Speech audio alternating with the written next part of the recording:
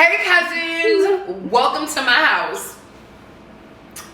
I have something that's on my heart and on my spirit that has affected my family, and I see it playing out on Married to Medicine, and so I wanted to come and talk about it. So I'm torn whether I should discuss what's actually happening on Married to Medicine or what I see happening in the reality TV space, or should I tell y'all about what happened in my family. So I'm gonna start with Quad and Married to Medicine and why like the past 3 episodes have been kind of trash because she's not there, but it's actually good for the show that she's not there. And though they need a Quad-esque character, that woman would have to be married. And I believe that those of y'all who are in the comments section talking about Quad don't need to be married, she can have a storyline and not be married. Married women do not hang out with single women.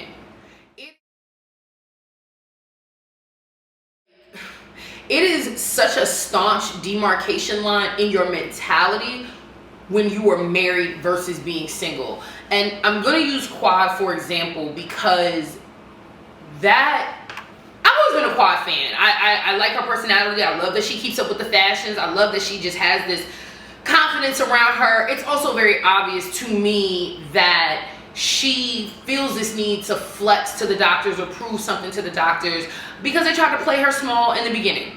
But with that being said, when she made up that rumor about Toya and Eugene, and not just the stealing or setting somebody's house up to be robbed, but this, you were cheating on your husband and there's rumors that you were doing it.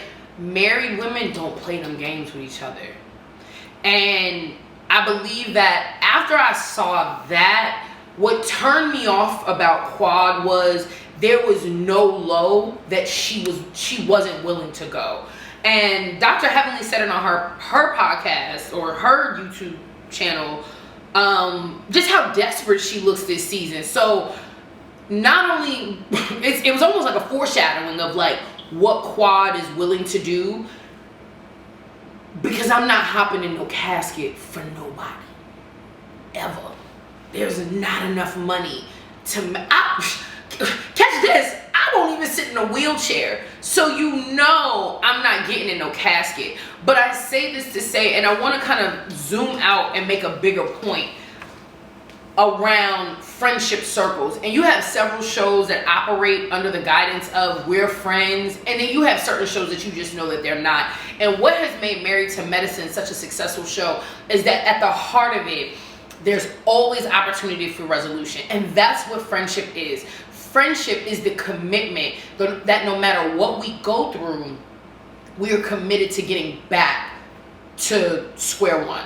We're willing to work throughout the friendship. It's not this utopian idea that as friends we'll never fight, or we won't have disagreements, or we won't see things the same way. It's really an understanding that when we're good, we're gonna have a great time, but even when the storms come, we're gonna find our way back to each other, that we can create space and then find our way back to each other.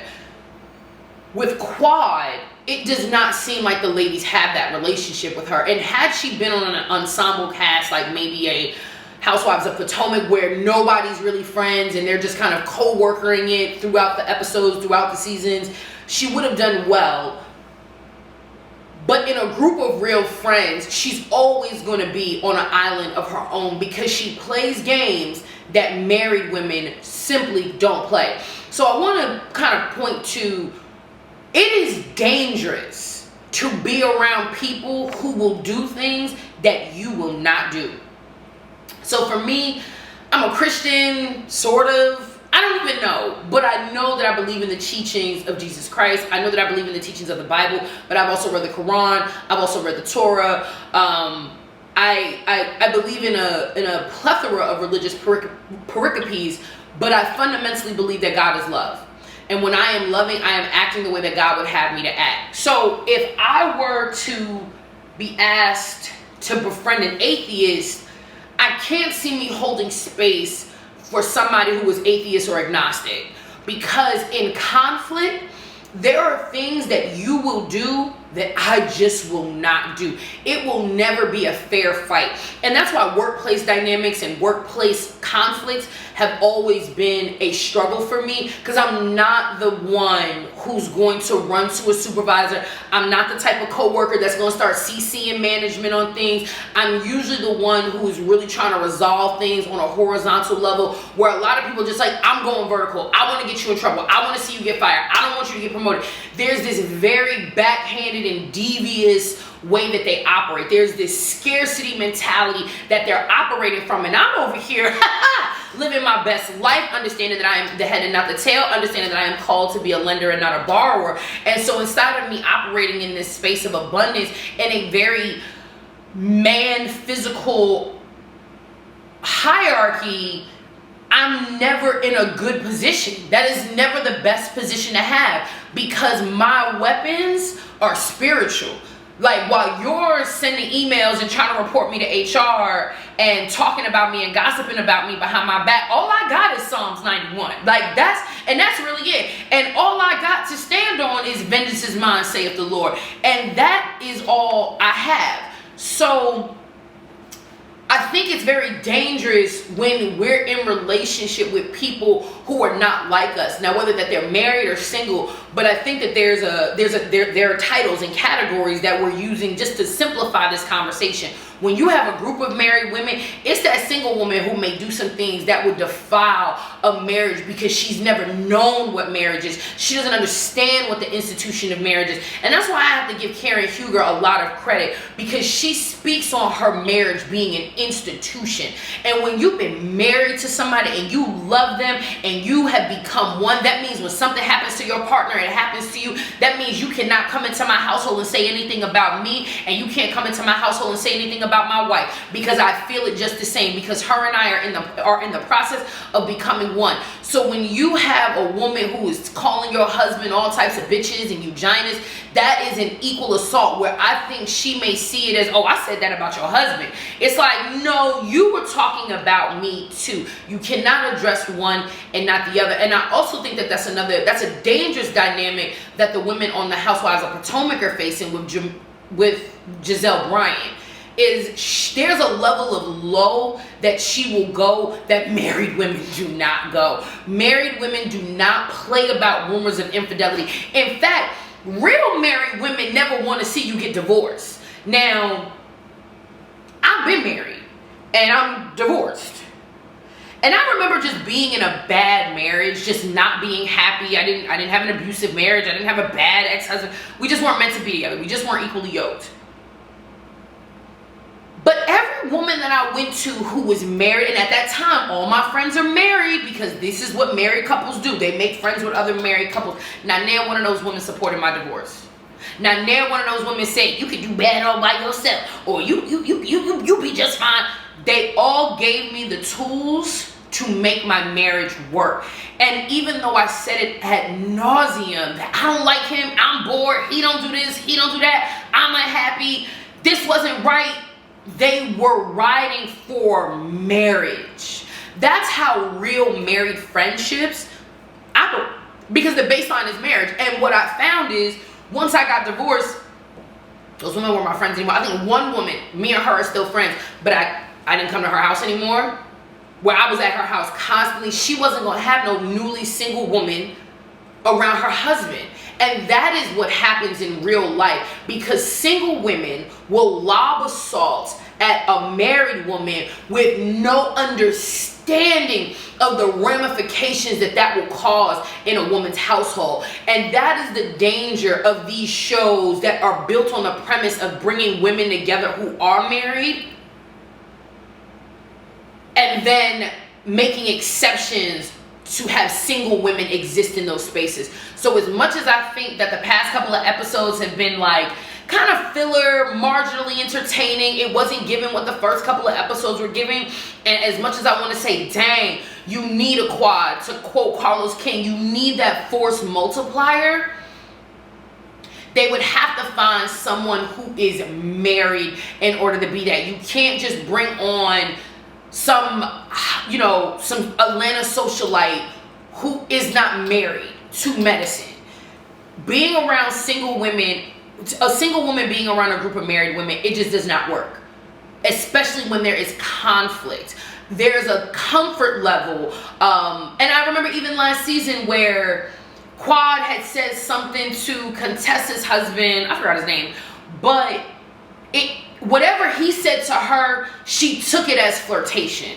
And because when you're single, you're number one, and this is the truth, this is a hard truth to hear, but most single women, their number one goal, single women of a particular age, their number one goal is to be in relationship. Their number one goal is to be able to discern who is interested in them. You're constantly having this kind of radar, because when you're dating, you have to scan and qualify people. So a comment that a husband made would automatically maybe be misinterpreted as flirtatious or too much, where it's really denoting a level of comfort because you're in the space of all these couples. How somebody interacts with you, and this is one of Kenya Moore's quips around, oh, if I say something to you and then your husband jumped down my throat, now I feel bad. See, you can't say anything to a married woman and think her husband isn't gonna say like that. That grinds my gears. And what's interesting is this actually happened on Housewives of Miami this week, when my girl Alexia got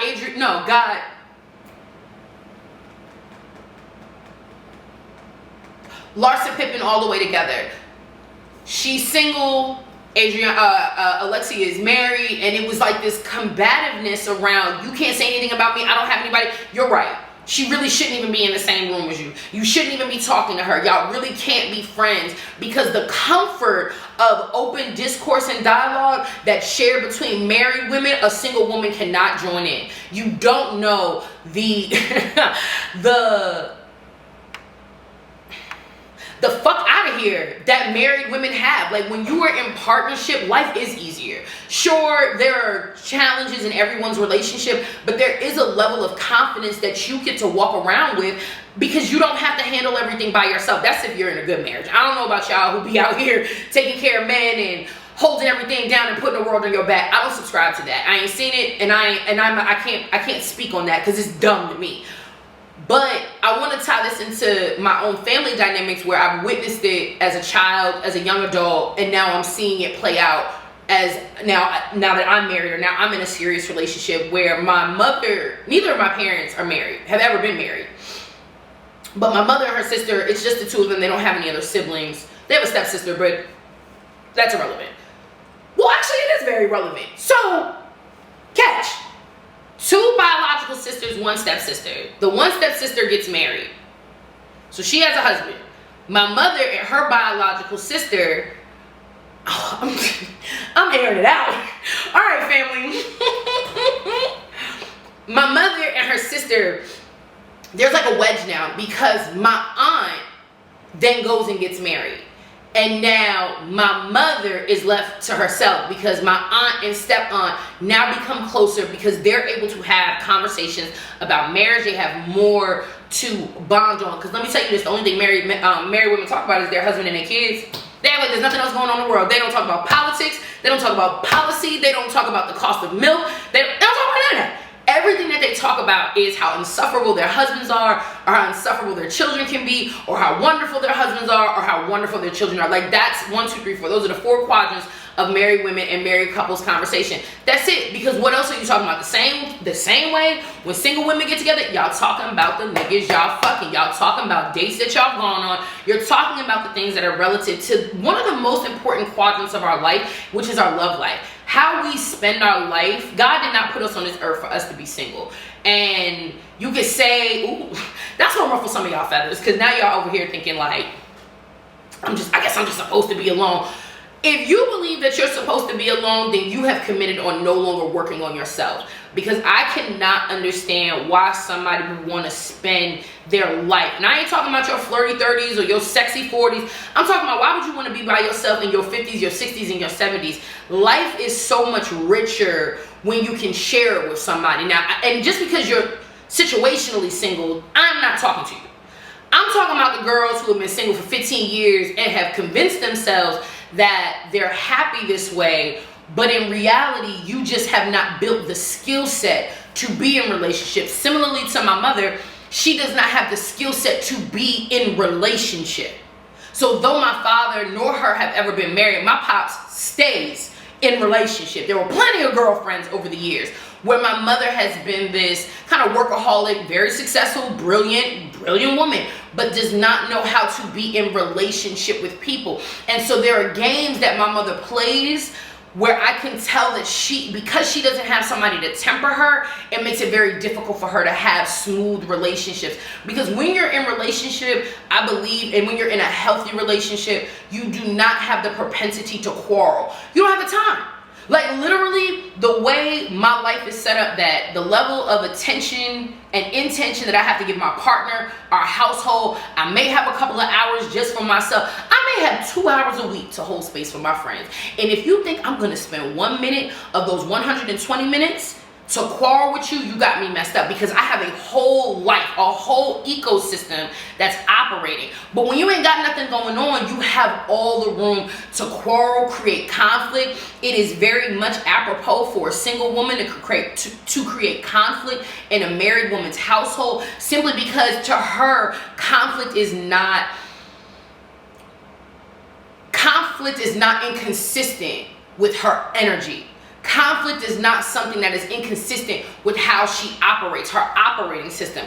And so that is one thing that a lot of women can get into conflict with their girlfriends and can't come home and tell their husbands, or can't come home and tell their partners. You may be able to tell them, but they're not going to feed into it with you. So you learn that, you know what, in the wake of everything, because that's what a good partner does, is they tell you in one way, shape, form, or fashion, like, this isn't that big of a deal. We're fighting over who invited who. We're fighting over she had the same dress that I had on. We're fighting over her invitations look like my invitations. Your partner makes you realize that there is so much more to life.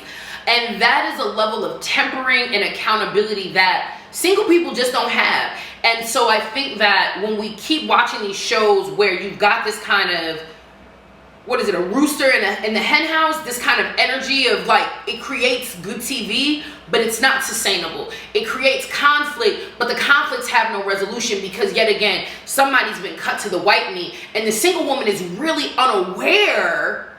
Because how do you have awareness when you have no iron sharpening your iron? How do you have self-awareness when you have nobody to mirror your behavior? So for me, where I see a lot of people saying, oh, Quad shouldn't be on the show, or I love Quad, I think Quad is a great addition to the social media, television, entertainment space. I just think that in her divorcing Gregory, there was no place for her in the circle, and it really would have been in her best benefit to just walk away, not worry about what people said about her, not worried about what that would look like, but really leave her husband. And because Married to Medicine was just an externality of her marriage, walked away from the show and like really fulfilled her purpose, instead of being this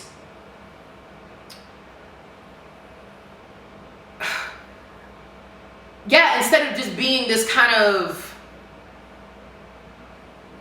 anecdotal character and giving credence to why married women stick with married women and single women should stick with single women. She should, maybe she should be in a conversation with Bravo around single women trying to date doctors. Her and Phaedra can do that together. What other shows could there be? Do I really want to see people? I just need to go on Love is Blind or some shit. I don't know, but that's not the point. The point that I'm making is that when you are married, when you were in relationship, when you have fought through some things, you don't want nobody coming in that could pose a potential risk. And so as much as I'm a stand for marriage, I'm a stand for boundaries. And I believe that anybody gets to protect their relationship in order to save their marriage. So of course, now there's conflict. Back to my family. Now there's conflict between my aunt and my mother, and there's always been some level of competition. Lord knows. We're going to get into that another day, because our family's wild. Y'all new family and my whole family, wild. My aunt is very clear, I don't want nothing to do with my sister. I'm clear that I'm acting brand new. And that is another dynamic where I remember being younger and being so afraid that, oh my God, if my friend gets into a relationship, she gonna leave me for this dude. And it's like, yeah, that's what happens. Because I don't want somebody pulling me to do single things. So I started noticing noticing that, like, when my aunt said this to me many years ago, I thought she was being kind of crimey. But, and to be honest, I've had to keep my mother away from my relationship because there are things that she would say and do. She was always a stand for me breaking up with my partner. She was always a stand of, oh, just come on down here. You know, you can come with the dog and I'll be here. We're going to have a good old time. Bring your dress. We're going to go out. She was never pro-marriage. Now, if I call my father, oh, well, what did Tish say? And so what are you going to do? And how are you going to pray about, like, and those are the people that you need in your life. So when you really, if this is not a slight to Quad, it's really a reality check that when you want your relationship to work, you're going to surround yourself by people who are going to support your relationships working directly or indirectly. Similarly, if you ain't never had a job before and you finally get a job, you might want to stop hanging around unemployed people. Because they're not going to understand when you're like, yo, all right, guys, I got to leave early because you know I got to get some sleep and go to work. That's what really going to work is can you stop turning up at a certain hour to get home, to get enough sleep, to go to work and be productive. They're not just paying you to be to work at 9 o'clock. They're paying you to step away from the things that you do before 9 o'clock, after 5, and before 9 to make sure that you'll be productive for the day that you have ahead of you. But we don't got to talk about work ethics because that's a whole nother video. Lord knows if any millennials are watching, y'all don't want to know nothing about work ethic. But neither here nor there. One thing that you should be working on is your relationships and keeping your relationship safe, keeping your relationship protected, keeping your marriage and relationships covered may mean you got to let some people go. And that is not, and there's nothing wrong with that. It is not controlling. If a partner, if a man wants his wife, his girlfriend, a girlfriend to separate from people in order to maintain the health of the relationship. That is not controlling. That is not narcissistic. That is smart. And so that is why you're not seeing people get married at the rate that we used to. It ain't just because of the selection of men. It's the fact that we collectively, as women, have become more independent and want to do whatever we want to do.